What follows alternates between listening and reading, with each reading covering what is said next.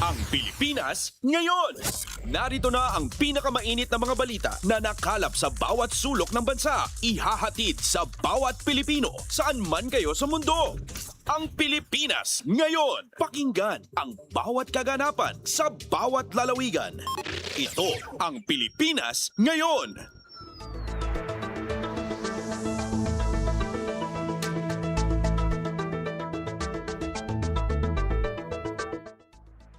Magandang araw Pilipinas at sa mga Pilipinong naabot ng online streaming at shortwave broadcast ng Radyo Pilipinas World Service.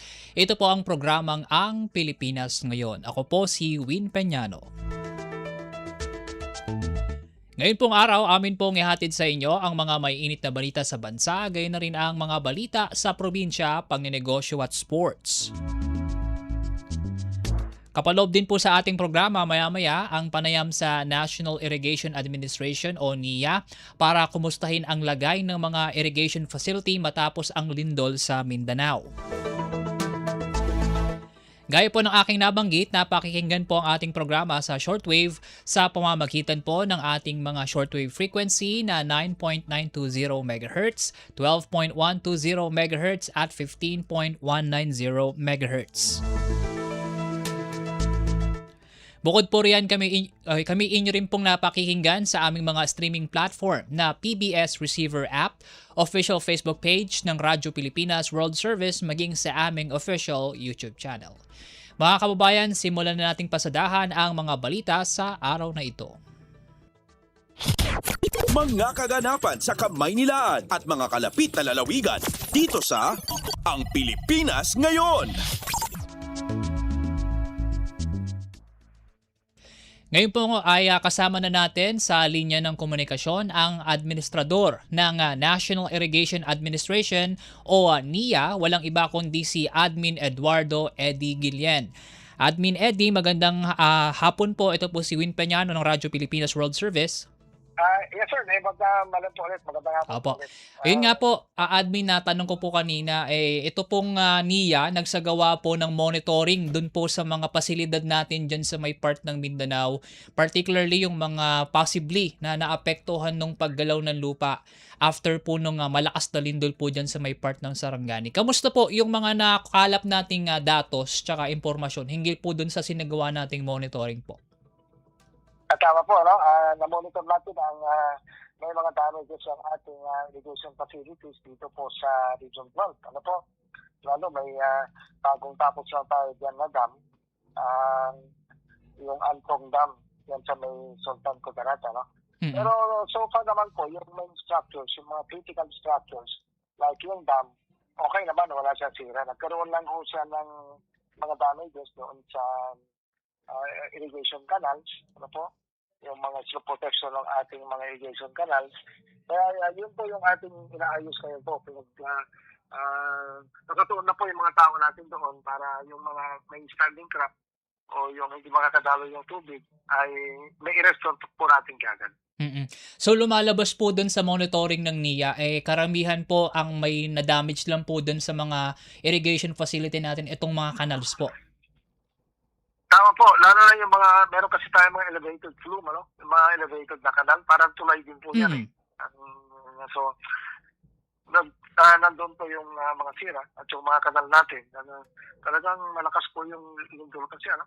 But hindi naman po yung sobrang marami at sobrang malalaki yung damage. Mm-mm. Yung mga banggit nyo po, admin, na mga nasira po, particularly itong mga kanal na ito, magagawan po ba natin to agad ng paraan na maisaayos po ulit para maging normal po ulit yung operasyon nitong mga pasilidad na ito? Palungan naman po, ginagawa po natin ito ng paraan. Mm-hmm. At magpapatulong din po tayo sa Office of the President para po maka-release sila ng for calamity funds po sa atin. Mm-hmm. But ginagawa na po natin ito ng paraan, kinukuha muna natin sa ating internal budget, sa corporate budget natin, fund natin, para may saayos natin yung mga vital po na infrastruktura na kailangan talagang magpatubig na. Mm-mm. Tama ba yung pagkakarinig ko, Admin Guillen? Kakala pa po tayo ng pondo for the pagsasaayos po nitong mga nasabing nasirang infrastructure na ito? Yun pong immediate po na pangangailangan ng pondo ay source out muna natin sa aming corporate fund. So Mm. meron po tayo noon, ano? Mm. But for longer term, kasi kailangan mong isaayos talagang Mm. matibay, ano? Mm. Ay magpapatulong po tayo dito sa Office of the President para sa ating calamity fund o Mm. quick response fund. Okay po. Ano po yung mga ginagawa po ng NIA after po ma-determine yung mga datos po na nakuha nyo sa monitoring nyo po? Well, yun po, sinisecure po natin na talagang mapagawa agad at minomonitor po natin sa central office. At hindi lamang po yun, ano?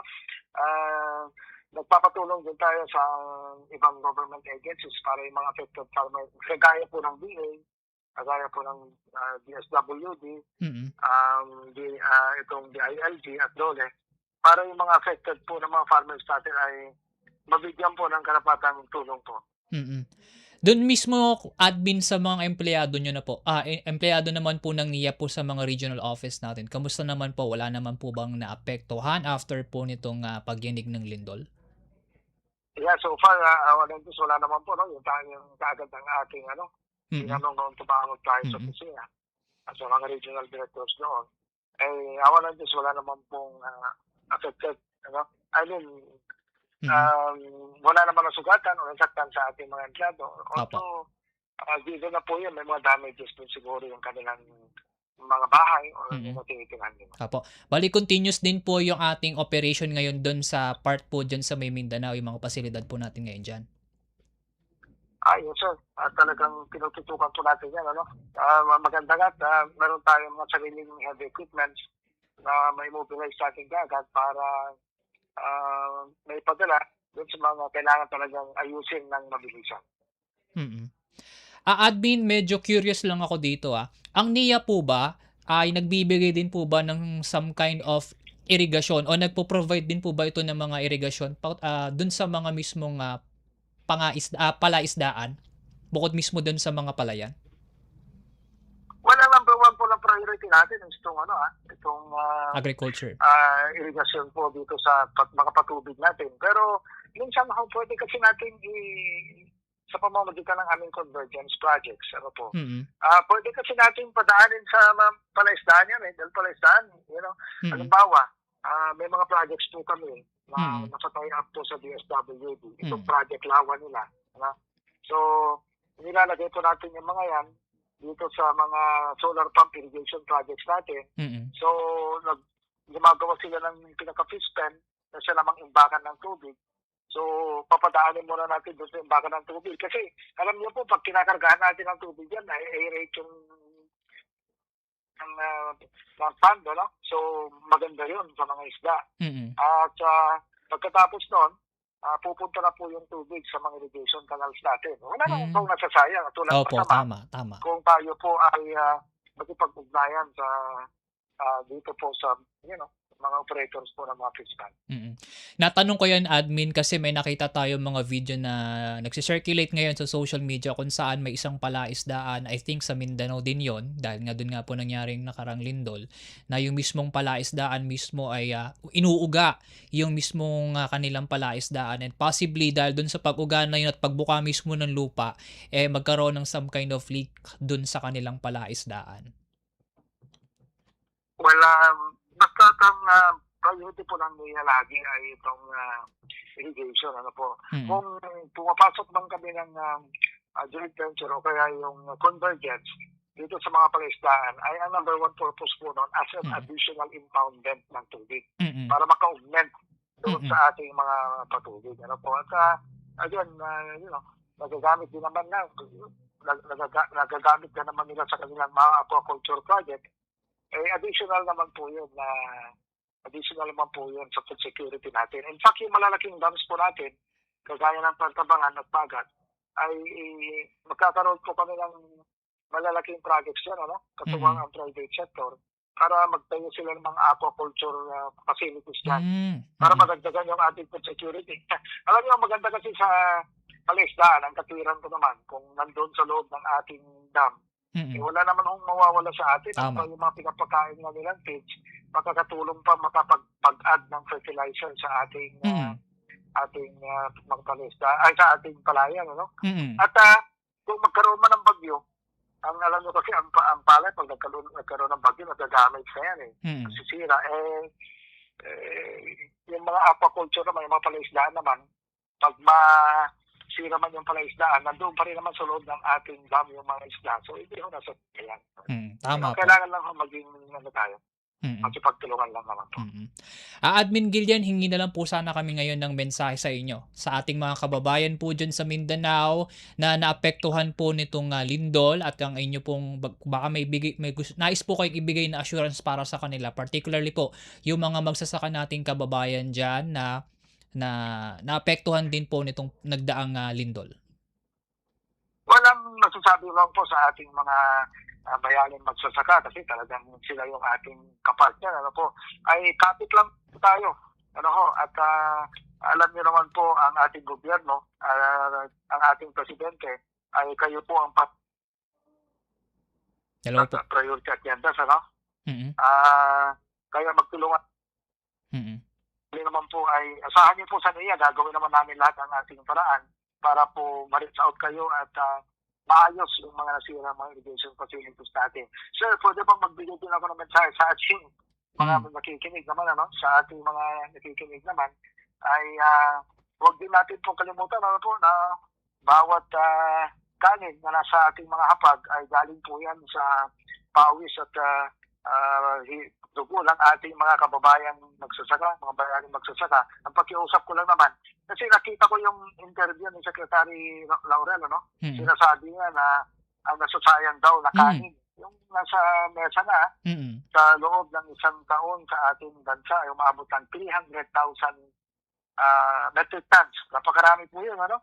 So, ang pakiusap ko lang sa ating mga kababayan bilang paggalang at pagsuporta sa food security ng ating bansa, ay iwasan naman po natin yung wastage.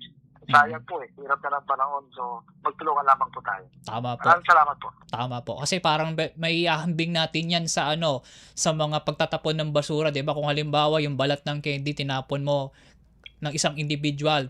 Kung iba din ganun yung pag-iisip na magtatapon ka ng isang basura sa kanal, dadami 'yon. Same din dito sa kung ang pag-iisip natin na sa bawat butil ng bigas na nasasayang natin, kung halimbawa ang isang individual binabaliwala lang isang butil ng bigas at kung halimbawa sa milyong Pilipino na nandito ngayon sa bansa, talagang napakaraming bigas talaga yung ma-accumulate or yung talagang masasayang dahil doon. Tama po, 300,000 metric tons. Marami na po mapapakain ito, sir. Kaya pwede ba kung tayo, kasi lahat naman tayo, tinitignan natin ang ating health, ano? One half ka price mo, pagka bitin pa, saka ka mag-order ulit. Tama. So, maraming salamat po. Maraming salamat po, Admin Gillian, sa napahiram niyo pong oras sa amin ngayong araw. Thank you po. Apo. At yan po ang ating naging panayam kay NIA Administrator Eduardo Eddie Gillian. Kaugnay po sa lagay ng mga irrigation facilities sa Mindanao matapos po ang lindol sa Sarangani.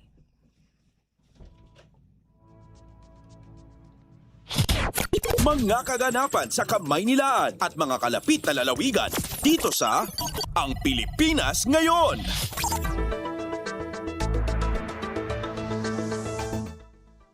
Samantala sa pagpapatuloy ng ating balitaan, minamadali na ng pamahalaan ang pagbubukas ng mga kalsada sa mga lugar na naapektuhan ng lindol sa Mindanao para sa agarang paghahatid ng tulong at pagpapanumbalik ng mahalagang serbisyo tulad ng kuryente at tubig. Personal na binisita ni Pangulong Ferdinand R. Marcos Jr. ang General Santos City para tingnan ang lawak ng pinsala ng lindol sa mga paaralan, ospital at iba pang pampublikong pasilidad. Sa pamamagitan ng Local Government Support Fund, nagbigay rin ang Pangulo ng 100 milyong piso sa lokal na pamahalaan ng General Santos bilang karagdagang tulong para sa pagsasaayos ng lungsod. Mayroon ding tig 50 mil na tulong pinansyal sa mga pamilyang nawalan ng mahal sa buhay dahil sa lindol. Maasa si Pangulong Marcos na hindi magkakaroon ng mga aftershock para magtuloy-tuloy ang pagpapaabot ng tulong sa mga apektadong residente. The first step was always mag-provide ng relief goods, mag-provide ng healthcare at evacuation. We are also working to very quickly open lahat ng mga daanan para kahit saan makapasok na yung mga sasakyan natin, magdala ng tulong, mag-ayos ng mga electricity, ng mga water system. Mabilis na ang pagdala ng serbisyo rito.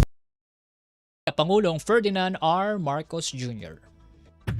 Pasada ng mga balita mula sa Pilipinas para sa mga Pilipino saan man sa mundo. Ang Pilipinas ngayon.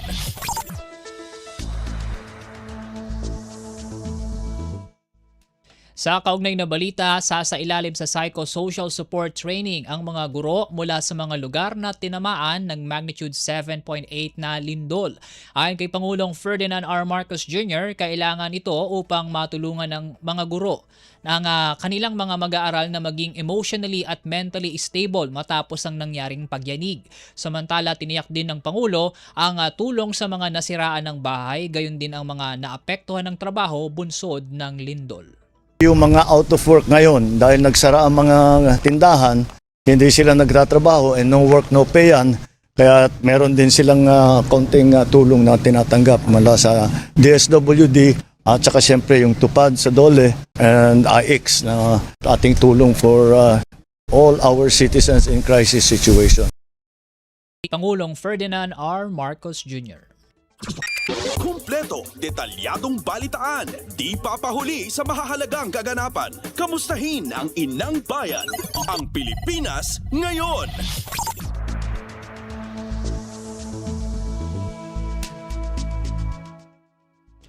Posibleng tumagal ng ilang buwan ang suspensyon ng klase sa ilang lugar sa Mindanao kasunod ng magnitude 7.8 na lindol. Ayon kay Education Secretary Sani Angara, marami kasing pamilya ang nawalan ng tahanan at piniling manatili na muna sa evacuation centers. Plano naman ng DepEd na gamitin ang Quick Response Fund para sa pagsasaayos at muling pagbuo ng mga nasirang paaralan. Samantala, patuloy na tinutugunan ng ahensya ang physical at psychological impact ng sakuna sa mga mag-aaral. Mahigit 1,100 na paaralan sa Mindanao ang napinsala ng lindol habang suspendido ang klase sa 8,000 eskwelahan.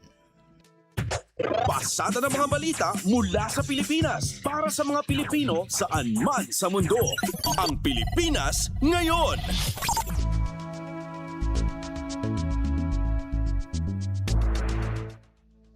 Sapat ang pondo ng pamahalaan para sa rehabilitasyon ng mga nasirang infrastruktura bunsod ng malakas na lindol. Ayon kay Department of Public Works and Highways o DPWH Secretary Vince Dizon, tiniyak ni Pangulong Ferdinand R. Marcos Jr. ang tulong sa Davao Region at iba pang lugar na naapektuhan ng lindol. Sa ngayon ay inaalam ang kabuuang halaga ng pinsala ng lindol sa infrastruktura. Kumpleto, detalyadong balitaan, di papahuli sa mahahalagang kaganapan. Kamustahin ang inang bayan, ang Pilipinas ngayon.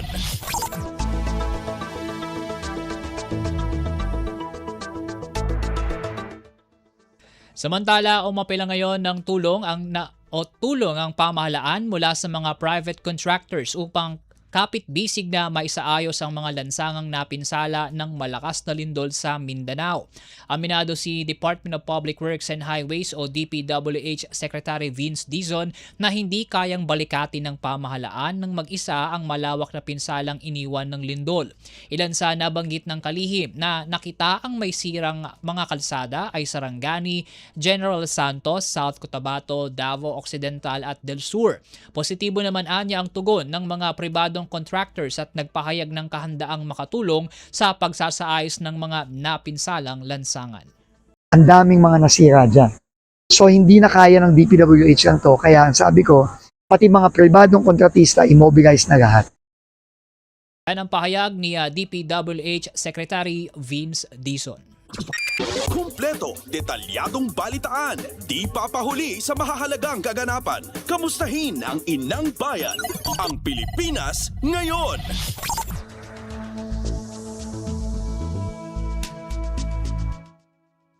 Nakapagpadala na ng 1,200 sako ng bigas ang National Food Authority o NFA sa pakikipagtulungan sa Department of Social Welfare and Development o DSWD bilang tulong sa mga apektado ng lindol sa Mindanao. Ayon kay Department of Agriculture o DA spokesperson Assistant Secretary Arnel de Mesa, ilalaan ang 500 sako ng bigas sa General Santos City habang ipadadala naman sa Sarangani ang natitirang 700 sako ng bigas. Patuloy namang nakaantabay ang DA sakaling kailanganin pa ng karagdagang bigas. Ang NFA nagbigay na ng 1,200 na bags through DSWD ng bigas, paunang tulong ng DA para dun sa mga naapektuhan ng lindol. 500 bags pupunta sa Jensan, 700 bags pupunta sa Sarangani. At alamin namin kung may kailangan pa na dagdag ng bigas dun sa mga naapektuhan na lugar. Yan ang pahayag ni DA spokesperson Assistant Secretary Arnel de Mesa. Pasada ng mga balita mula sa Pilipinas para sa mga Pilipino saan man sa mundo. Ang Pilipinas ngayon.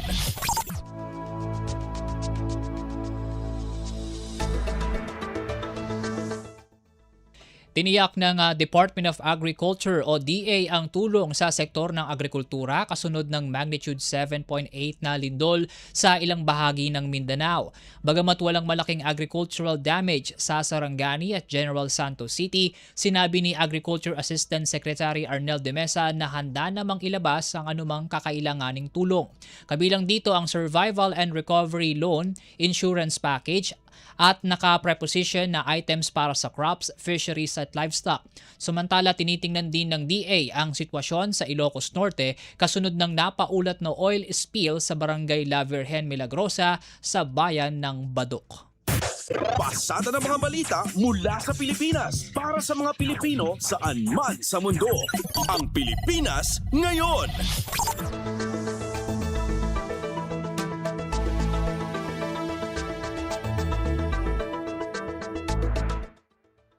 National Commission on Indigenous Peoples, patuloy ang pakikipag-ugnayan sa mga lokal na pamahalaan at ahensya upang matulungan ang mga katutubong komunidad na naapektuhan ng lindol sa Mindanao. Para sa kabuang detalye, narito ang ulat ni Ray Ferrer.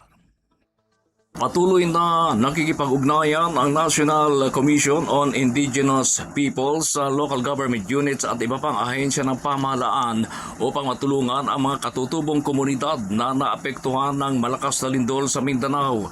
Ayon kay NCIP Chairperson Secretary Nancy Catamco, layunin itong mapabilis ang pamamahagi ng tulong sa mga indigenous communities na labis na apektado ng kalamidad. Binibigyang din ni Catamco ang kahalagahan ng maagap na koordinasyon upang matiyak ang kaligtasan at kapakanan ng mga katutubong pamilya.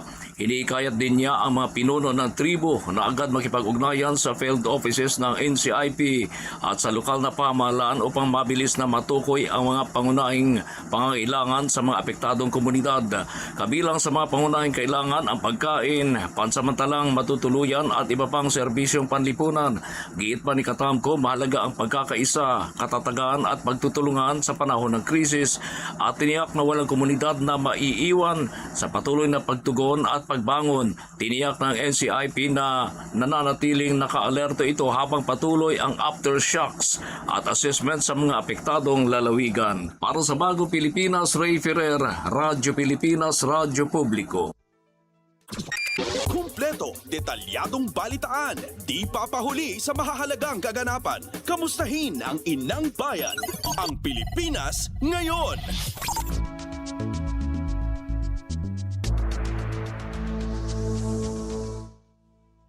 Minamadali ng Department of Labor and Employment o DOLE ang profiling activities sa mga manggagawa na naapektuhan ng malakas na lindol. Nakikipag-ugnayan din ang kagawaran sa Employees Compensation Commission o ECC para pangasiwaan ang mabilis na paglalabas ng benepisyo at tulong. Sa ilalim ng ECC rules, maaaring makatanggap ang apektadong manggagawa ng hanggang 15,000 pesos habang karagdagang 30,000 pesos na funeral benefit sa kaanak na mga empleyado na nasawi bunsod ng sakuna. Kwalipikado rin sa TUPAD program ang mga manggagawa na pansamantalang nawalan ng trabaho dahil sa lindol. Pasada ng mga balita mula sa Pilipinas para sa mga Pilipino saan man sa mundo. Ang Pilipinas ngayon.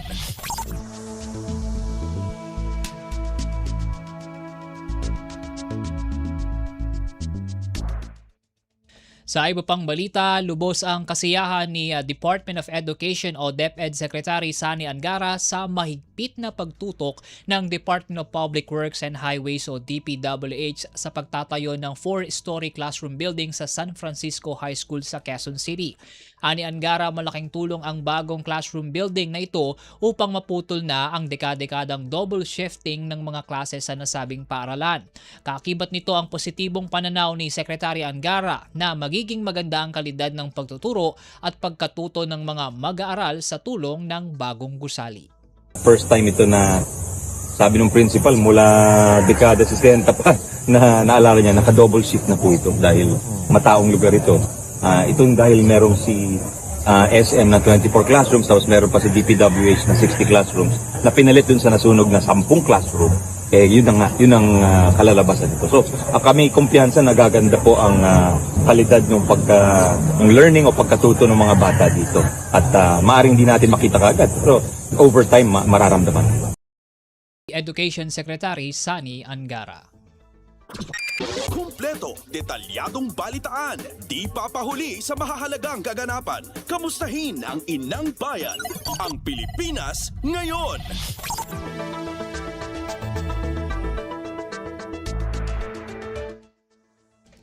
Umabot na sa mahigit 80% ang naitalang compliance rate ng Department of Agriculture o DA para sa pagpapatupad ng price cap na 50 pesos per kilo sa mga imported na bigas na 5% broken rice.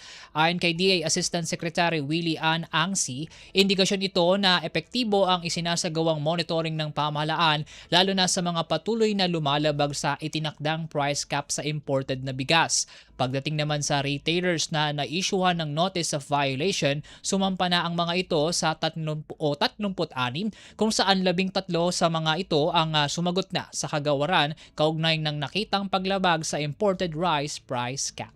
As per AMAS, 80% daw ang compliance of now. So far, ang na-issue natin ay 36 notices of violation. Out of 36, 13 have responded so far. All of the notices of violation we have already endorsed sa adjudication officers natin. Samantala ay narekomenda na ng Department of Agriculture ang 30 araw na pagpapalawig ng 50 pesos kada kilo na price cap sa presyo ng 5% broken imported rice. Ayon kay Agriculture Assistant Secretary Willie Angsi, layon ng rekomendasyong ito na bigyan ng patas na laban ang mga lokal na magsasaka sa pamamagitan ng pagpapanatili ng makatwirang presyo ng bigas sa merkado. Nilinaw naman ng opisyal na rekomendasyon pa lamang ito at ang final na desisyon ay nakadepende pa rin sa National Price Coordinating Council at sa Pangulo. So far, gusto talaga natin magkaroon ng basically fighting chance yung ating local rice. So, para rin talagang ma-regulate natin yung itong papasok ng mga imported. Yan ang pahayag ni Agriculture Assistant Secretary Willie Ann Angsi. Pasada ng mga balita mula sa Pilipinas para sa mga Pilipino saan man sa mundo. Ang Pilipinas ngayon.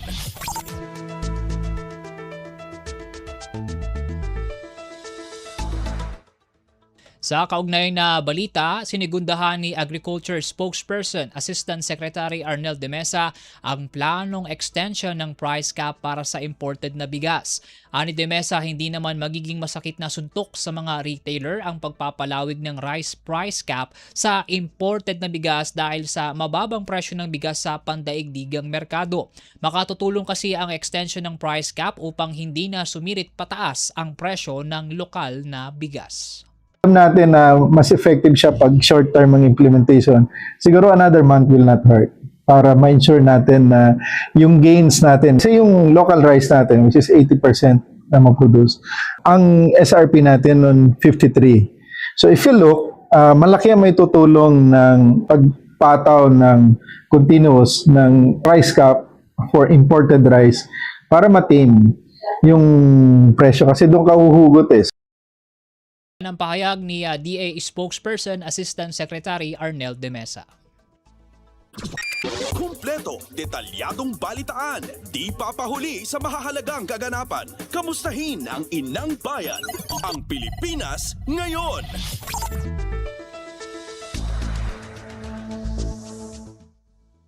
Sumampa sa record high ang agricultural exports ng bansa matapos pumalo ito sa 33.2% o katumbas ng 1.029 billion US dollars. Iniugnay ni Agriculture Spokesperson Assistant Secretary Arnel de Mesa ang record high export sa pagbuo ng Marcos administration ng tanggapan na siyang solong tututok sa agriculture exports ng bansa na anyay nakatulong ng malaki, partikular sa pagpapababa ng agriculture trade deficit. Naging daan din ito ayon kay De Mesa upang mabuksan ang mas malawak na global market sa tropical fruits at high-value crops exports ng Pilipinas. Only this administration na nagkaroon ng ganong opisina na tutok sa export. Sunod-sunod yung mga pagbubukas ng mga bagong markets for our tropical fruits and high-value crops. So yun yung talaga yung focus natin. Ang target natin is to narrow down the trade deficit, yung gap ng imported items natin saka export. We have very strong comparative advantage compared dun sa ibang bansa. Yan ang pahayag ni DA spokesperson Assistant Secretary Arnel de Mesa. Pasada ng mga balita mula sa Pilipinas para sa mga Pilipino saan man sa mundo. Ang Pilipinas ngayon.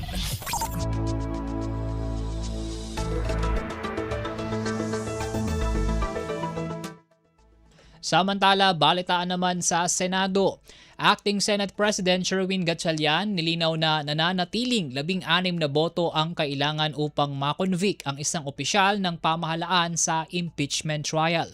Mula Senado, narito ang ulat ni Nympha Asuncion.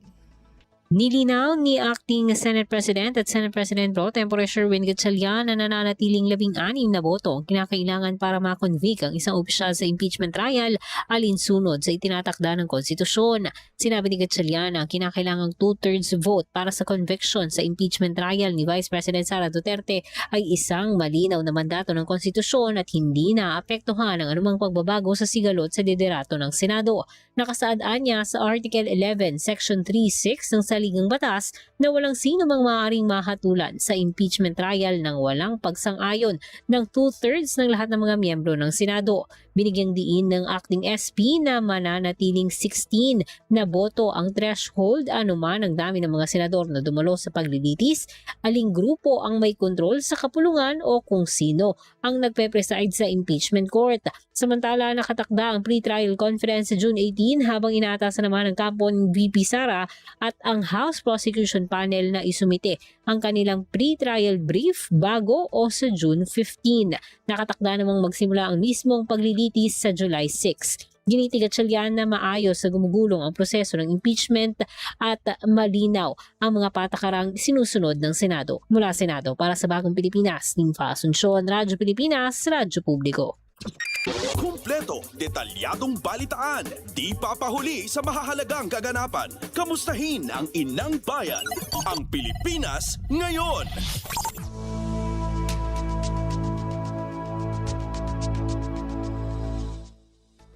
Bineberipika na ng Senado ang posibleng koneksyon ng 18 ex-bodyguard ni dating Congressman Zaldico sa sinasabing banta sa seguridad sa Senado kaya inilagay ito sa heightened alert. Gate ni Acting Senate President Sherwin Gatchalian na siniseryoso nila ang lahat ng banta kaya agad silang nagpatupad ng mahigpit na seguridad sa Senado. Inatasan na rin niya ang Senate Sergeant at Arms na makipag-ugnayan sa intelligence agencies para maberipika ang security threat sa Senado. Lahat ng banta, sineryoso natin, especially sa mga ganitong sitwasyon. Meron din akong nabasa at nakukuhang mga intel na merong mga rallies gagawin sa June 12, particularly sa Malacanang. So yung mga ganitong intel information, sineryoso natin because yung situation ay medyo tense. And inutusan ko ang ating Sergeant at Arms to already coordinate with NBI and also the various intel agencies para ma-validate. Acting Senate President Sherwin Gatchalian. Pasada ng mga balita mula sa Pilipinas para sa mga Pilipino saan man sa mundo. Ang Pilipinas ngayon.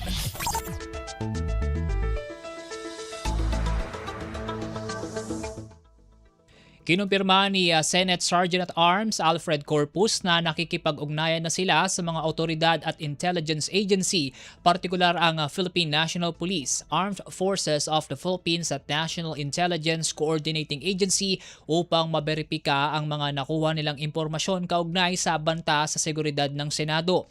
Pagtitiyak pa ni Corpus na ginagawa na nila ang lahat upang matiyak ang kaligtasan ng lahat ng kawani at empleyado sa Senado. To verify and validate yung information that the NBI director shared with the senators. Yan ang pahayag ni Senate Sergeant-at-Arms Alfred Corpus. Pasada ng mga balita mula sa Pilipinas para sa mga Pilipino saan man sa mundo. Ang Pilipinas ngayon.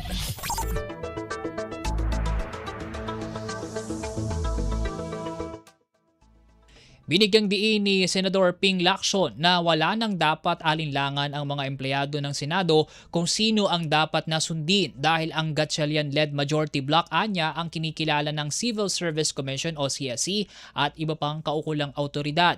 Ayon kay Lacson, ang pagkilalang ito sa new Senate majority na pinamumunuan ni Senate President Pro Tempore at Acting Senate President Sherwin Gatchalian ay nagpapatibay na ang mga utos mula sa minority na pinamumunuan ni Senador Alan Peter Cayetano ay layon lamang magdulot ng kalituhan. Iginit naman ni Acting Senate President Gatchalian na iisa lamang ang Senado at sila ang kinikilala ng Malacanang, executive branch at maging ng Kamara. There's only one Senate President pro tempore. There's only one designated acting Senate President. And therefore, since tayo ang Senate President pro tempore and designated acting Senate President, gagampanan natin yung ating trabaho. No? At sisiguraduhin natin na hindi mapuputol ang operations ng Senado. At of course, yung coordination with the House of Representatives and other agencies. Yun ang aking mandato. Acting Senate President Sherwin Gatchalian. Kumpleto, detalyadong balitaan, di papahuli sa mahahalagang kaganapan. Kamustahin ang inang bayan, ang Pilipinas ngayon.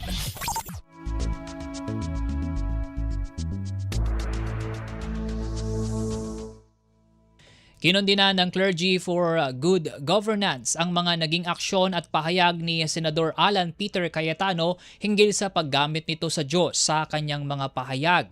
Partikular na tinukoy ni Clergy for Good Governance Convener Father Robert Reyes ang naging pahayag ni Cayetano na God does not doubt me kaugnay ng mga nangyayari sa Senado. Nababahala rin ang Kingdom Keepers na binubuo ng iba't ibang organisasyon at mga lider ng simbahan sa pag-usad ng impeachment trial ni Vice President Sara Duterte dahil sa umano'y pagkiling ng ilang senador sa kanya. Everyone, including ourselves, first of all, kami, lumuhod muna tayo sa Diyos at huwag namin ipagmalaki ang naniniwala ng Diyos sa atin.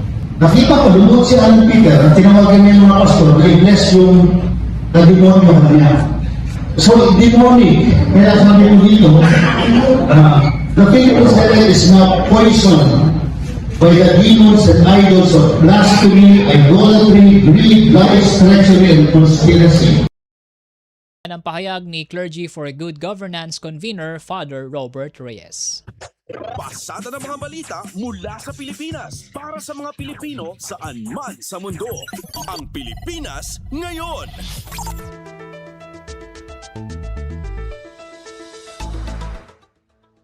Isang mamabata sa mababang kapulungan binigyang diin ang tuon ng Kamara sa pagpapatibay ng mga panukalang magpapalago ng ekonomiya.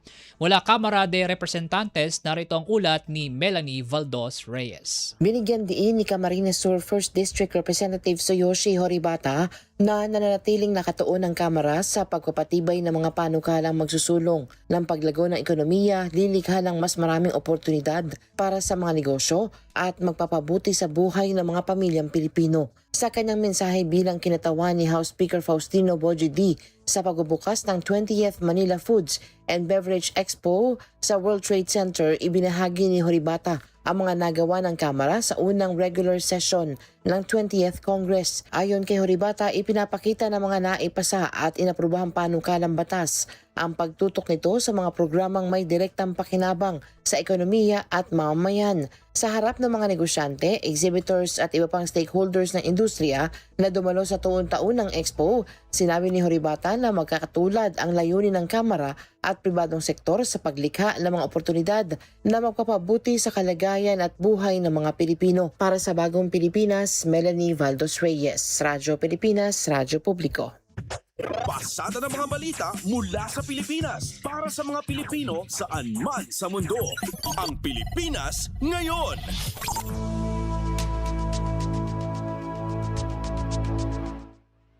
Tuloy-tuloy ang mga pagsisikap ng pamahalaan upang mapalakas at mapatatag pa ang labor market resilience sa Pilipinas. Sa panayam ng Radyo Pilipinas World Service kay Department of Economy, Planning and Development o DepDev Undersecretary Rosemary Edilion, binigyang diin nito ang kahalagahan ng mga isinasagawang hakbang ngayon ng pamahalaan lalo't umiiral ang iba't ibang economic pressures.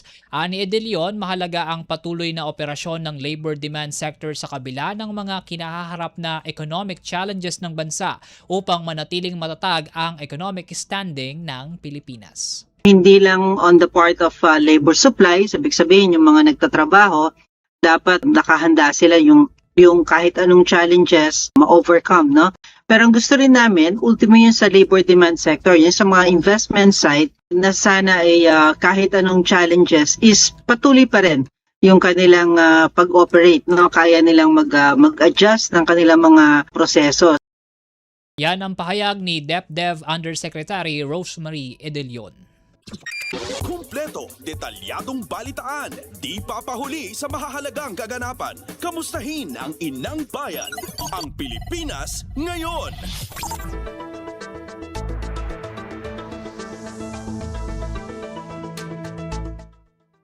Puspusan na ang paghahanda ng Philippine National Police o PNP sa latag ng seguridad sa pagdiriwang ng ika-100 at 28 anibersaryo ng kalayaan ng bansa ngayong Biyernes, Hunyo 12.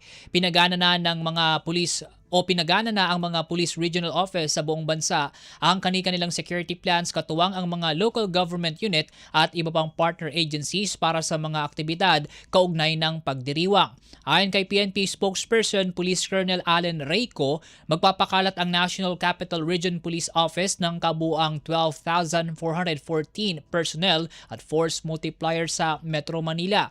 Tututukan ng mga ito ang seguridad sa Rizal Park, ruta ng Parada ng Kalayaan, Andres Bonifacio Monument, Mausoleo de los Veteranos de la Revolucion at Pinaglabanan Memorial Shrine. Bukod dito, sinabi ni Ko na mayroon ding karagdagang deployment sa paligid ng Malacanang Palace, malapit sa United States Embassy at iba pang strategic locations. Pasada ng mga balita mula sa Pilipinas para sa mga Pilipino saan man sa mundo. Ang Pilipinas ngayon. Magbibigay ng libreng sakay ang Metro Rail Transit Line 3 o MRT3 at Light Rail Transit Lines 1 at 2 o LRT 1 at 2 ngayong Hunyo 12 bilang bahagi ng pagunita sa ika-128 anibersaryo ng Araw ng Kalayaan ng Pilipinas. Para sa LRT2, ipatutupad ang libreng sakay mula alas 7 ng umaga hanggang alas 9 at alas 5 ng hapon hanggang alas 7 ng gabi. Ayon sa pamunuan ng tren, kailangan pa ring itap ang beep card sa gate gaya ng normal na proseso ngunit walang mababawas na pamasahe. Para naman sa mga gagamit ng single journey tickets, maaaring dumaan sa teller booths upang makakuha ng libreng ticket. Samantala, magpapatuloy rin ang regular operations ng LRT1 sa ilalim ng holiday schedule. Kumpleto, detalyadong balitaan, di papahuli sa mahahalagang kaganapan. Kamustahin ang inang bayan, ang Pilipinas ngayon.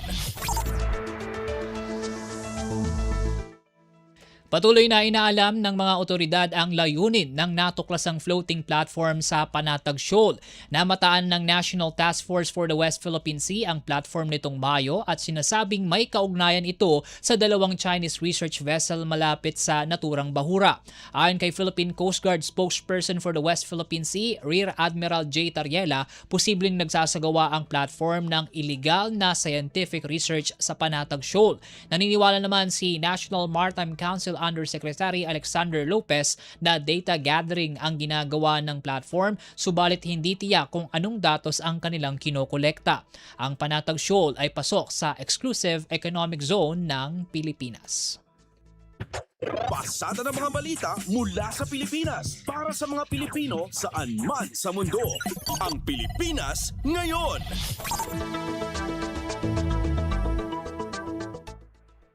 At yan po mga pangunahing balita sa ating bansa. Samantala sa pagbabalik po ng Ang Pilipinas Ngayon, papasadahan naman natin ang mga ulat sa probinsya sa pamamagitan ng ating mga kapatid na himpilan mula Luzon hanggang Mindanao. Kapag lumindol lang malakas, normal lang bang matakot? Aba, oo naman. Pero ang mahalaga, alam mo ang gagawin. Tulad ng duck, cover, hold. Duck, umupo agad para maiwasang matumba dahil sa lindol. Cover, protektahan ang sarili sa mga pwedeng ma-fall sa iyo. Hold, huwag mo nang tatakbo palabas. Hintayin tumigil ang lindol at pakiramdaman ng paligid bago lumabas ng bahay o gusali. Lagi ang tandaan para mabawasan ang pangamba sa oras ng sakuna. Duck, cover, hold. #panatag ang may alam. Maging panatag Pilipinas.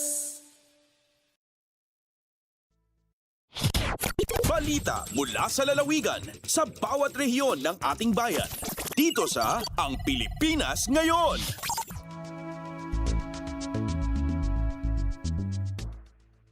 Sa pagpapatuloy ng ating balitaan, dakuan naman natin ang mga balita sa probinsya.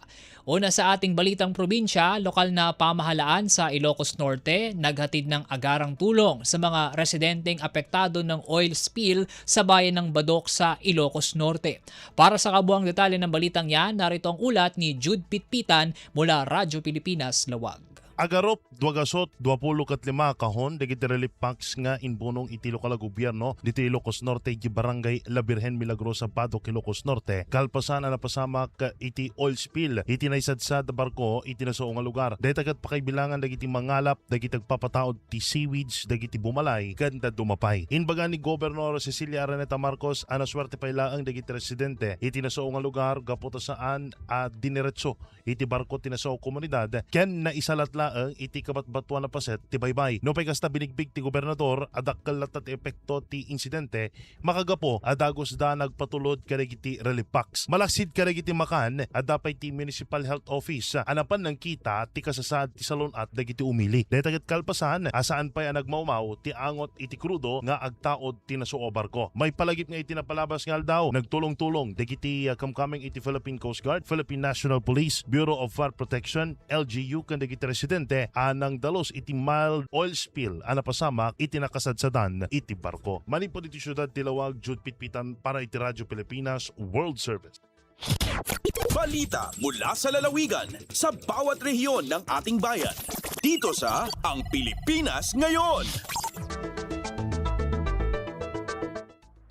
Salamat Jude. Samantala, karagdagang balita sa Region 1. Department of Agriculture na mahagi ng subsidiya para sa food lane truck owners sa Region 1. Para sa kabuang balita, narito si Glenda Sarak ng Radyo Pilipinas, Agoo. Mangipa IT Department of Agriculture when di Region 1 iti fuel subsidy karigiti accredited a food lane truck owners itrahyon 1 kastulong kanakwada tapno map-up ti daragsan iti transportasyon karigiti produkto nga agrikultura. Inwaragawag da ito ni Miss Edeline Goldora, Agribusiness Industry Support Section Chief at Agribusiness Marketing Assistance Division ti DA Region 1. Sigun iti ahensya, tarigagay iti programa ang mapagtalinad anatalgad di presyo dagiti gagatangan iti markado. Baban iti panang tarabay karigiti biyahero. Kalkalikaguman ti DA ang matulungan ti 287 arehistrado a food lane truck owners et region. Nakaturing ang makaawat dagito iti sag 8,000 pesos a balor ti subsidiya iti binulan. Katukad daytoy iti 2,000 pesos alinawas a subsidiya wenno 10 pesos tunggal litro a diskwento para kaditi addaan iti food line certificate. Manipod aggo o La Union, Glando Bakungan, Sarak para iti Radyo Pilipinas World Service. Balita mula sa lalawigan sa bawat rehiyon ng ating bayan. Dito sa Ang Pilipinas Ngayon.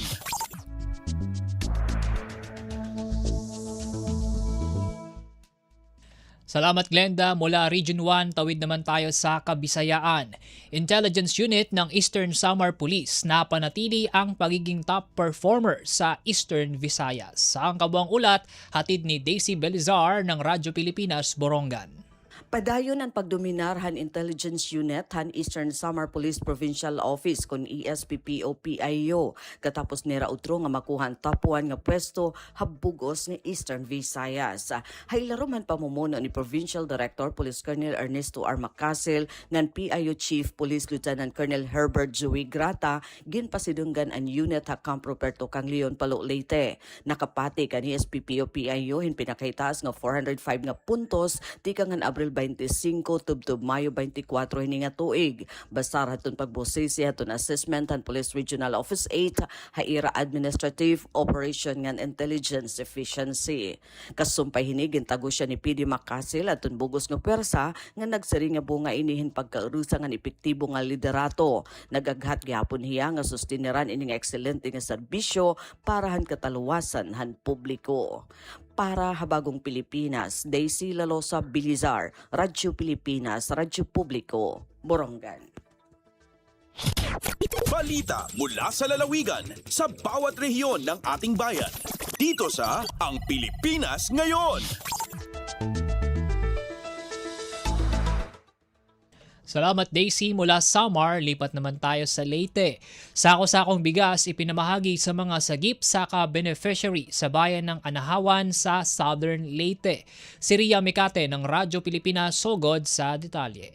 Giapod-apod na sa lokal nga pangamhanan sa Anahawan Southern Leyte ang sinakong bugas ngadto sa mga lumlupyo sa nagkalain-laing barangay sa lungsod kagapong adlaw Hunyo 10, partikular na sa mga sagip saka beneficiary sa lungsod.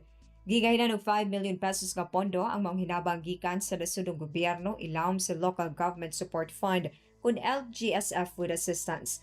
Matod sa lokal nga pagamahanan, ang maong programa kabahin sa padayong paningkamot sa gobyerno sa paghatag og suporta sa mga lumulupyo pinagi sa pagtabang silang panginahanglanon sa pagkaon. Nagpasalamat usab ang LGU sa kooperasyon sa mga barangay ug mga benepisyaryo nga nakatabang sa malapusong pagpaygayon sa maong distribusyon. Balita gikan sa Radyo Pilipinas sugod, kini si Ria Mikati para sa Radyo Pilipinas World Service. Balita mula sa lalawigan sa bawat rehiyon ng ating bayan. Dito sa Ang Pilipinas Ngayon.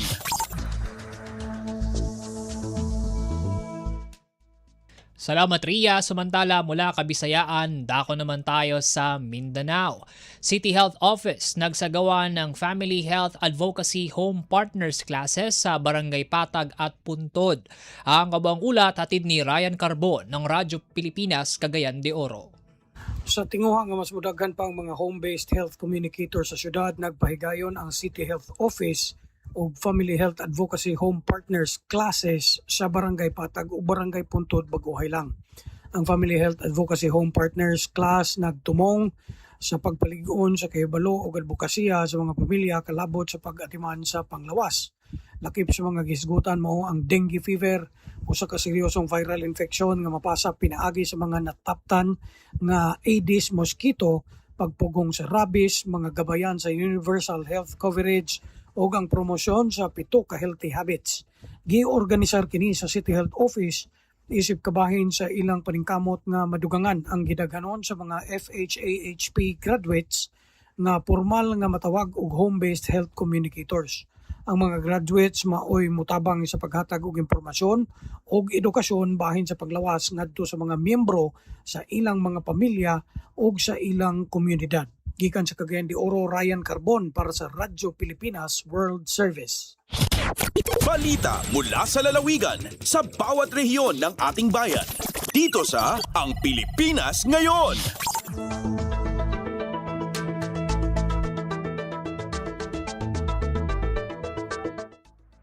Salamat Ryan mula Cagayan de Oro. Lipat naman tayo sa Davao. Management of the Dead and Missing binuo na sa Davao Region kasunod ng magnitude 7.8 na lindol. Ang detalye ng balitang yan ihatid sa atin ni Armando Finiquito ng Radyo Pilipinas, Davao. Binuo na sa Davao Region ang Management of the Dead and Missing para tumutok sa mga namatay at nananatiling nawala matapos ang pagyanig bunsod ng 7.8 magnitude na lindol nitong Hunyo 8, 2026. Inihayag ni Office of the Civil Defense o OCD 11 Information Officer Ezra James Fernandez ay sinagawang Davao Peace and Security Press Corps Media Briefing sa The Royal Manday Hotel na ang nasabing grupo ay binuo ng Department of the Interior and Local Government 11 upang tulungan ang mga apektadong lokal na pamahalaan na maghanap ng mga nawawalang biktima ng lindol. Ayon kay Fernandez na patuloy ang isinasagawang validation kasama ang iba't ibang ahensya ng pamahalaan hinggil sa mga report ng mga nawawala bunsod ng lindol. Sa datos ng OCD-11, umabot na sa 12 ang namatay dahil sa lindol kung saan 7 dito ay mula sa bayan ng Jose Abad Santos, 3 sa bayan ng Sarangani at 1 sa bayan ng Malita na mula lahat sa lalawigan ng Davao Occidental habang isa rin ang natala sa Digo City, Davao del Sur. Bukod sa nasawi, nagtala ng 13 missing ang nasabing pagyanig habang 41 naman ang sugatan. Gikan sa Radyo Pilipinas Davao, ako si Armando Finiquito para sa Radyo Pilipinas World Service. Balita mula sa lalawigan sa bawat rehiyon ng ating bayan. Dito sa Ang Pilipinas Ngayon.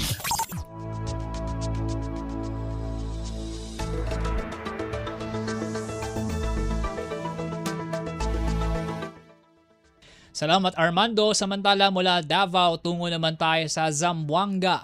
Higit 3,000 trabaho handog ng Department of Labor and Employment sa isasagawang Kalayaan Job Fair sa Zamboanga City. Si Shirley Espino ng Radyo Pilipinas Zamboanga sa detalye. Alcanzar a más de 3,000 mga trabaho lokal in abroad el abri mañana durante el Kalayaan Job Fair na siyudad de Zamboanga.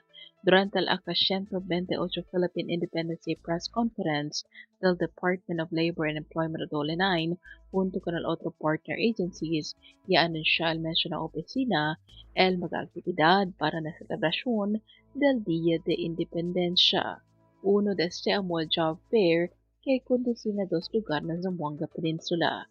Según con el director regional del Dole 9, Albert Gutib, 31 mga kompanya o employer ay partisipa na job fair kay conduce na unmol aquí na syudad. Mientras 2 sa mga employer también, kitaliba 500 mga trabaho ay partisipa na job fair na ipil na probinsya de Zamboanga Sibugay. Si Gutib aumenta que fueran na 2 job fair ay tiene también one-stop shop donde detalya el diferente mga ahensya y oficina de gobierno kay ofrece el di ila magkaserbisyo na publiko. Desde na RP Zamboanga, iyo si Shirley Espino para na Radyo Pilipinas World Service. Balita mula sa lalawigan sa bawat rehiyon ng ating bayan. Dito sa Ang Pilipinas Ngayon.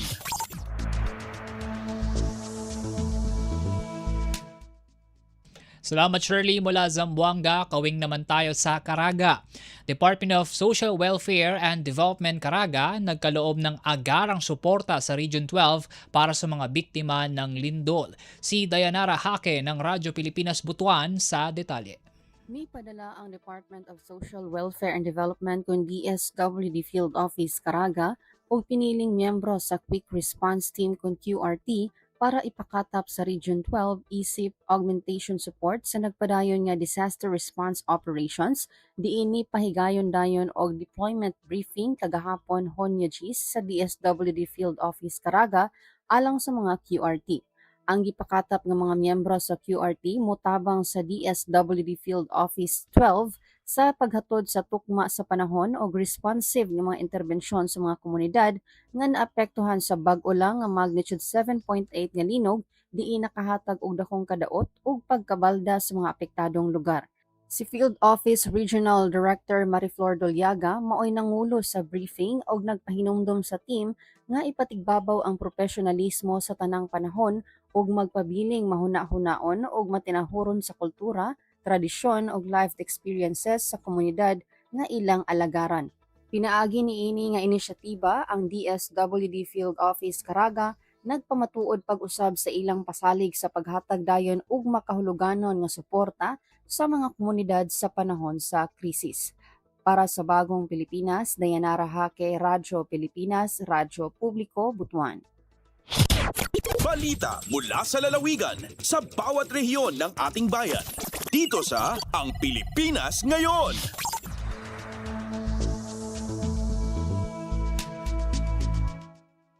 Salamat Dayanara mula Caraga. Kawing naman tayo sa Region 10. National Bureau of Investigation Satellite Office binuksan na sa Kauswagan sa Lanao del Norte. Si Sheriff Timhar ng Radyo Pilipinas Iligan sa detalye. Formal nang binuksan ng National Bureau of Investigation o NBI ang bagong NBI Kauswagan Satellite Office sa Kauswagan International Organic Convention Center. Pinangunahan ni NBI Director Atty. Melvin Matibag ang pagpapasinaya ng tanggapan kasama si Vice Mayor Romel Arnado. Ayon kay Matibag, maaari nang magproseso ng NBI clearance at magsumite ng mga reklamo sa bagong tanggapan upang hindi na bumiyahe pa ang mga residente sa malalayong lugar. Layon nitong magkaroon ng mas maraming clearance centers at mga tanggapan sa iba't ibang bahagi ng bansa upang mas mapadali ang pagkuha ng serbisyo at pagsasampa ng mga reklamo. Samantala, sinabi naman ni Arnado na matagal nang hangarin ng lokal na pamahalaan na magkaroon ng NBI office sa bayan. Aniya, naglaan ng LGU ng opisina, kagamitan, tauhan at iba pang kinakailangang suporta upang maisakatuparan ang proyekto. Nagpasalamat naman ang NBI sa lokal na pamahalaan sa suporta nito sa pagtatatag ng satellite office na inaasahang magpapalawak ng akses ng publiko sa mga serbisyo ng ahensya. Bahagi ito ng direktiba ni Pangulong Ferdinand R. Marcos Jr. na ilapit sa mamamayan ang mga serbisyo ng pamahalaan. Mula sa Radyo Pilipinas Iligan, ito si Sheriff Timhar para sa Radyo Pilipinas World Service. Balita mula sa lalawigan sa bawat rehiyon ng ating bayan. Dito sa Ang Pilipinas Ngayon.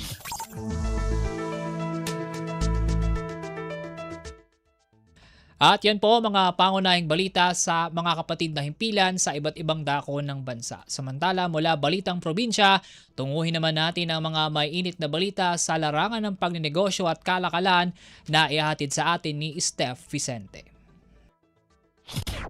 Lagay ng ekonomiya, kalakalan, negosyo at iba pa. Atin ang alamin dito sa Ang Pilipinas Ngayon.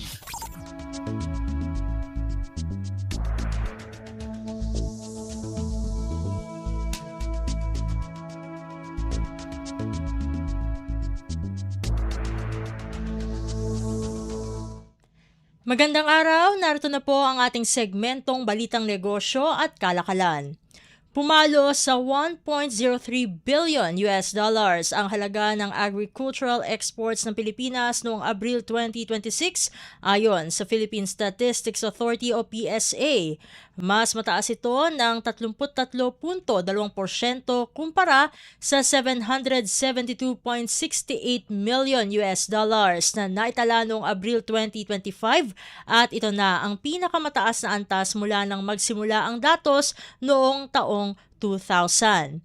Bumuo ang agricultural exports ng 14.3% ng kabuang exports ng bansa sa nasabing buwan. Samantala, bumaba naman ang agricultural imports ng 3.7% year-on-year sa 1.63 billion US dollars at mas mababa rin ng 18.4% kumpara noong nakaraang buwan.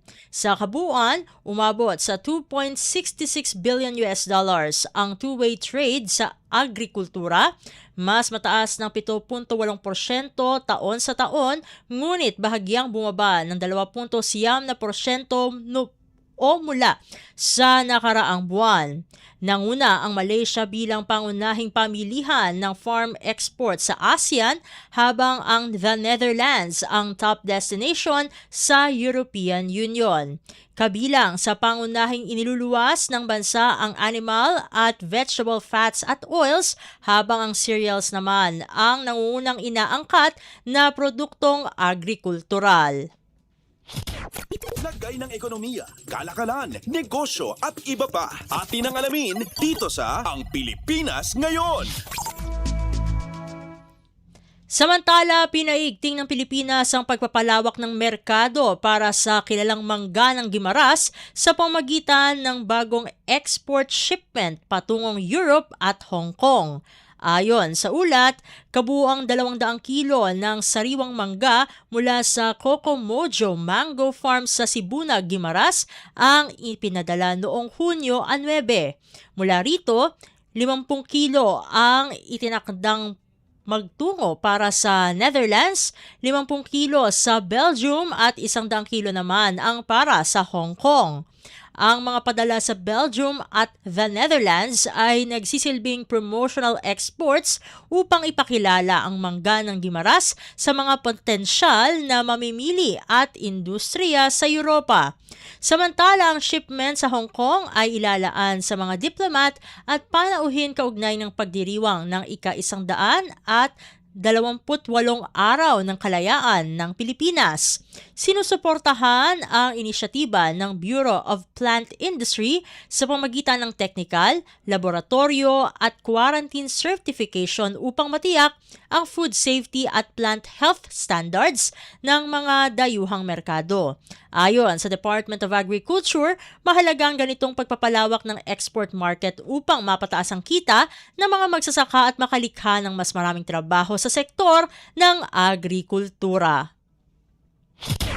Lagay ng ekonomiya, kalakalan, negosyo at iba pa. Atin ang alamin dito sa Ang Pilipinas Ngayon. Sa iba pang mga ulat, nagtala ang Foreign Direct Investments o FDI ng net inflows na $611 million noong Marso. Yan ay ayon sa Bangko Sentral ng Pilipinas. Mas mataas ito kumpara sa $485 million noong Marso ng nakaraang taon, ngunit mas mababa ng 4.2% kung ihahambing sa $638 million noong Pebrero 2026. Ayon sa BSP, ang FDI ay binubuo ng pamumuhunan ng mga non-resident investors sa mga kumpanyang may hindi bababa sa 10% equity stake, habang ang pondo mula sa overseas affiliates ng mga Philippine parent firms. Tumaas ang net equity capital sa $166 million mula sa $101 million noong Pebrero at $102 million noong nakaraang taon, habang umakyat din ang reinvested earnings sa $78 million. Karamihan sa mga equity placements ay nagmula sa Japan, United States at Singapore at inilagak sa manufacturing, financial and insurance at real estate sectors. Samantala, bumaba ang net debt instruments sa $368 million mula $461 million noong Pebrero, ngunit mas mataas pa rin kumpara sa nakaraang taon. Sa kabuuan, umabot sa $1.717 billion ang FDI net inflows sa unang quarter, mas mababa kaysa sa $2.068 billion noong nakaraang taon, habang inaasahan ng BSP na aabot sa $7.5 billion ang FDI ngayong taon. Lagay ng ekonomiya, kalakalan, negosyo at iba pa. Atin ang alamin dito sa Ang Pilipinas Ngayon.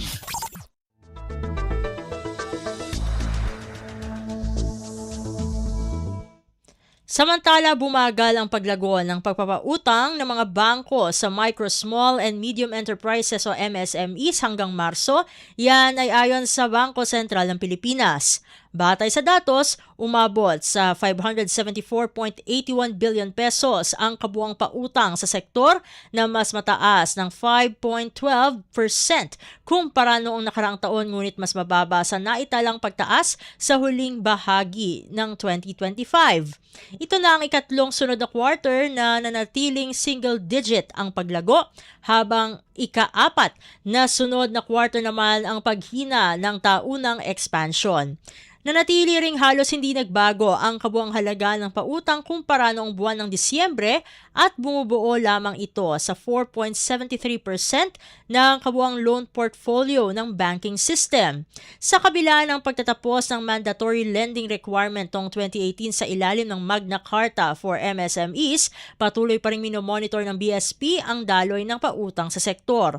Sa breakdown, tumaas ang pautang sa micro at small enterprises ng halos 8%, habang bahagyang umangat naman ang sa medium enterprises. Nanguna sa paglago ang mga thrift at digital banks, samantalang may pagbaba sa pautang ng rural at cooperative banks sa maliliit na negosyo.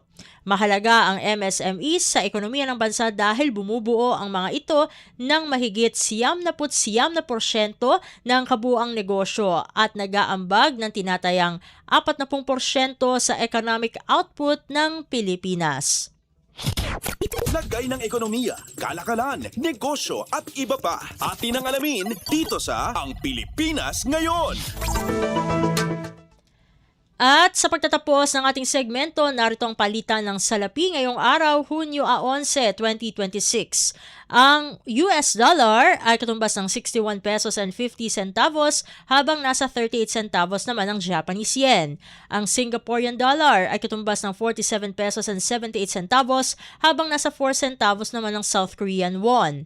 Nasa 9 pesos and 8 centavos naman ang Chinese yuan habang nasa 7.85 o 7 pesos and 85 centavos naman ang Hong Kong dollar. Nasa 82 pesos and 25 centavos naman ang British pound habang nasa 70 pesos and 94 centavos ang euro.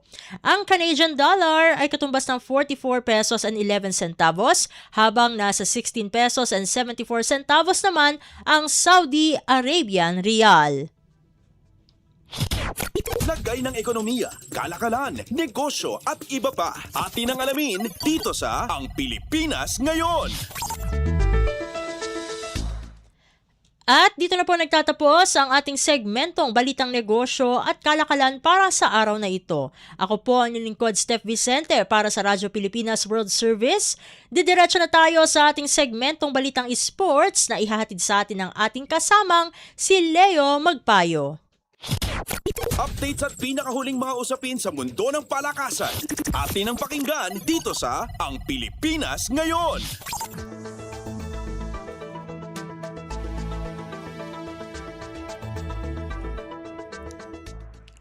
At narito na po ang sports balita. Tapos na ang kampanya ni Filipina tennis star Alex Ayala sa Queen's Club Championships matapos siyang talunin sa second round ng 18 anyos na si Iva Jovic sa Andy Murray Arena. Mabilis nagpakita ng puwersa ang fifth seed na si Jovic, agad na nag-break sa opening game para sa 1-0 lead. Nakapag-hold si Ayala sa love game para gawing 2-1 pero muling kumuwala ang American teenager at umabot sa 4-1 matapos ang double break. Tuluyang nakuha ni Jovic ang first set 6-2 matapos kontrolin ang ritmo ng laban.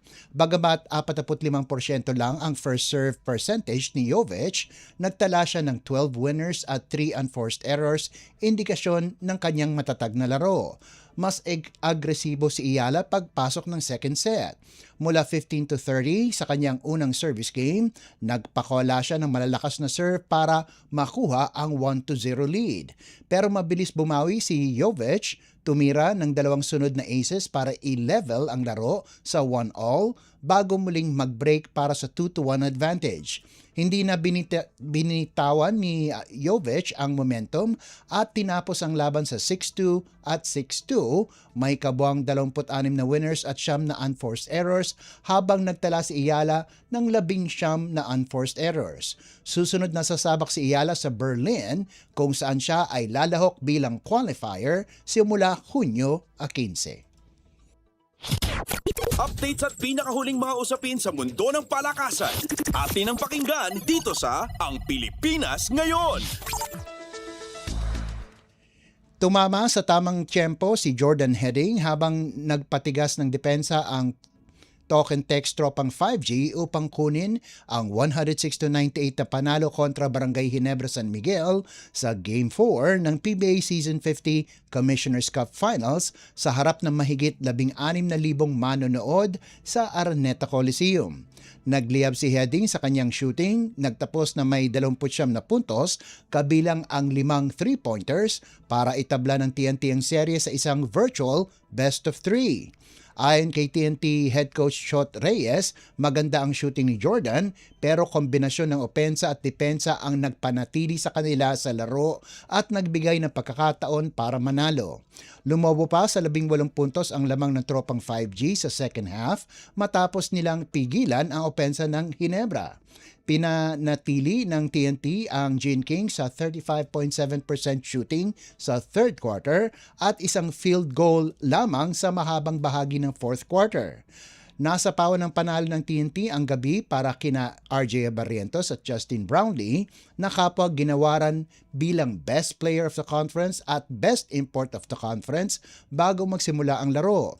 Nagambag si Chris McCullough ng 24 na puntos, 14 na rebounds at 5 assists, habang may 14 na puntos si Jason Castro at 12 puntos naman si Calvin Oftana. Sa panig ng Ginebra, kumamada pa rin si Brownlee ng 32 puntos, 5 rebounds at 5 assists at pinangunahan ang late rally ng Gene Kings na umabot sa 6 na puntos ang hinabol.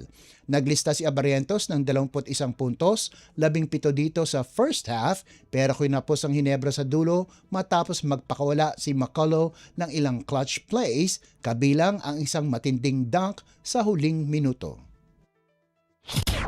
Updates at pinakahuling mga usapin sa mundo ng palakasan. Atin ang pakinggan dito sa Ang Pilipinas Ngayon.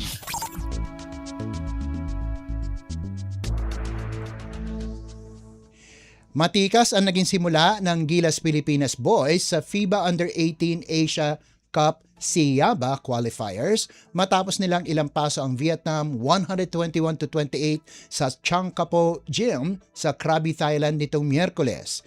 Agad nagpakita ng puwersa ang Gilas, bumuo ng 39-11 na kalamangan sa opening quarter. Sa hinigpitan pa nila o mas hinigpitan pa nila ang depensa sa second frame, pinayagan lang ang Vietnam na gumawa ng 4 na puntos habang sumagot ang Pilipinas ng 20 para sa napakalaking 68-15 halftime lead. Hindi na lumingon pa ang Gilas, patuloy na pinigilan ang Vietnam sa mas mababa sa 10 puntos kada quarter hanggang dulo. 8 sa Gilas players ang nagtapos na may double figures. Pinangunahan ni Ethan Matthew Aguas ang opensa sa kanyang 19 na puntos habang may 16 na puntos si Joaquin Tover. Nagambag si Hans Patagok ng 14 at 12 naman mula kay Andrew Chio. May tig 11 puntos sina Louis James Razon, Prince Carino at Patrick Pasino.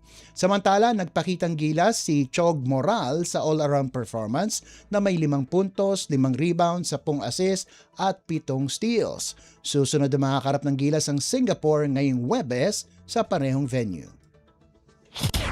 Updates at pinakahuling mga usapin sa mundo ng palakasan. Atin ang pakinggan dito sa Ang Pilipinas Ngayon. At bilang pangwakas sa ating segmentong sports balita, mas lumapit ang Rizal sa outright semifinals berth matapos nitong takasan ng Binyan 52-48 sa 2026 Women's Maharlika Pilipinas Basketball League Miyerkules ng gabi sa Hoops Haven sa Pasay City. Umakyat sa 7-1 ang kartada ng Akari Rizal, sapat para maagaw ang solong liderato at mapalapit sa pagkuha ng unang automatic semifinal slot sa torneyong suportado ng Active. Nanganganib pa ang Sparks nang umarangkada ang Angels sa dulo, sina Monique Del Carmen at Luisa San Juan ang bumira para bawasan ang dating 9 na puntos na lamang mula 42-51 pababa sa 3, 48-51, may 20 segundo na lamang ang nalalabi sa orasan. Napilitan si Del Carmen na i-foul si Mar Prado na tumira ng split sa free throw line para tuluyang iselyo ang panalo. Pinangunahan ni Aliana Lim ang Akari Rizal sa kanyang 14 na puntos at 9 na rebounds, habang may tig 10 puntos sina Prado at LJ Candelario. Nagambag si Janine Pontejos ng 7 puntos sa kanyang pangalawang laro para sa Sparks habang patuloy na hirap sa opensa si Raisa Palmera D na may 4 puntos ngunit naglista ng 7 assists at 6 na rebounds. Sa kabilang panig, bumagsak sa 5-3 ang record ng Binyan Tatak Gel ngunit nanatiling nasa ikatlong pwesto. Bumida si Del Carmen para sa Angels na may 15 puntos, 3 rebounds at 3 assists habang nagdagdag ng 10 puntos si San Juan. Updates at pinakahuling mga usapin sa mundo ng palakasan. Atin ang pakinggan dito sa Ang Pilipinas Ngayon. At yan ang pinakahuling balita sa larangan ng palakasan. Ito po si Leo Magpayo. Samantala, nagbabalik na po si Erwin Peñano. Updates at pinakahuling mga usapin sa mundo ng palakasan. Atin ang pakinggan dito sa Ang Pilipinas Ngayon.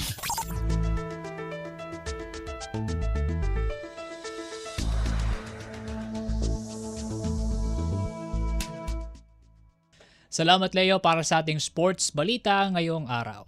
Mga kababayan, sumapit na po tayo sa pagtatapos ng ating palatuntunan sa araw na ito, pero bago po tayo tuluyang mamaalam, pasalamatan muna natin ang ating mga nakasama sa pagbabalita sa balitang negosyo at kalakala na inihatid ni Steph Vicente kay Leo Magpayo para sa balitang sports, sa mga nakasama nating reporter na nagulat mula Luzon hanggang Mindanao, sa production side kanila Drizzle Nanyong at Jay Arevalo, sa ating mga kasama sa Master Control na sina Milo Jonela, Susan Aison, Hiro Lucero, Justin Ucias at Anthony Pimentel, at sa aming station manager na si Ginoong Ray Sampang. Sumayin niyo po ang mga mainit na balita sa araw na ito. Ako po muli si Win Peñano, naway manatili po tayong malusog at ligtas at pagpalain po tayong lahat. At yan ang Pilipinas Ngayon. Muling samahan sa parehong oras at alamin ang pinakahuling mga kaganapan at balita saan man kayo naroon. Ang Pilipinas Ngayon.